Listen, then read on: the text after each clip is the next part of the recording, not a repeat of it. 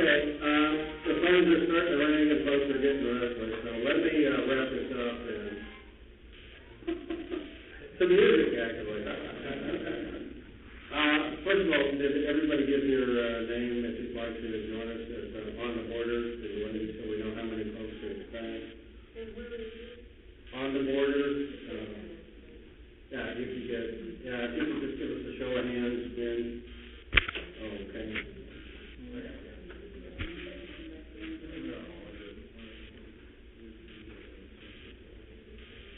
Okay. Anybody have a count?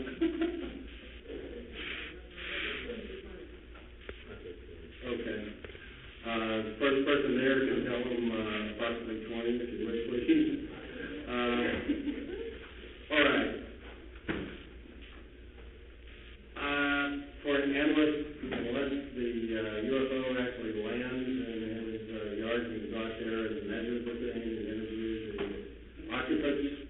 I think that the radar information that we get and analysis we have is about as close as we're going to get to establishing that there are UFOs in the area when witnesses say they are. And, based on what the witnesses tell us, they're not conventional aircraft. So one of the conclusions we come to is that there is some sort of phenomenon that's taking place there in the Stephenville area. Partly it appears that there's a play cat and mouse with the military, because from time to time witnesses do see them being chased by military jets. So that's one conclusion we come to. The other is, and I've been asked, why do you think they keep coming back? And it's certainly not to test the technology. I think whatever it is proven that they can leave higher conventional aircraft, sitting still. One thing that I wasn't able to get into very much in my original presentation was some of the what took place with Stephenville. I think certainly could be considered mass hysteria.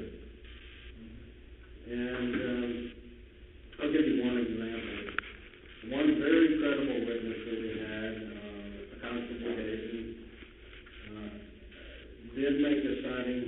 He was quoted often, and you saw him in my introductory video there. In the original January the 8th or so events, his particular sighting was confirmed on the radar report. However, he continued to have sightings. And he made claims about videos being taken from his police cruiser. He and his son viewed one, he and his wife viewed one, his wife viewed one on her own. You get the pattern. There are a lot of folks like that everything they saw became a UFO. I mean, it's not that they were making things up. It's that the environment became rather hysterical there.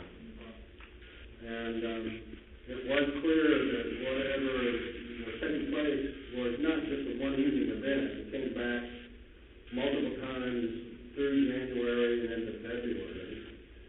And, of course, every time there were more and more people, different types of folks, but there were quite a few people who saw things over and over and over and over and over. I mean, it just is the way they look. And so I think part of what may be going on, too, is this.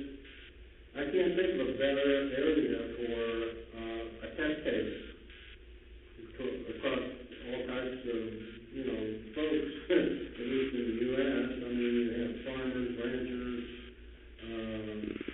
public educated people with advanced degrees, there's college students, there's college professors, there's students, working professionals, whatever, and yet it's not Los Angeles. If you're going to get to check the effect on the population of some sort of really advanced craft in the skies, you wouldn't want to do it over Los Angeles or Dallas or riots and things in the street.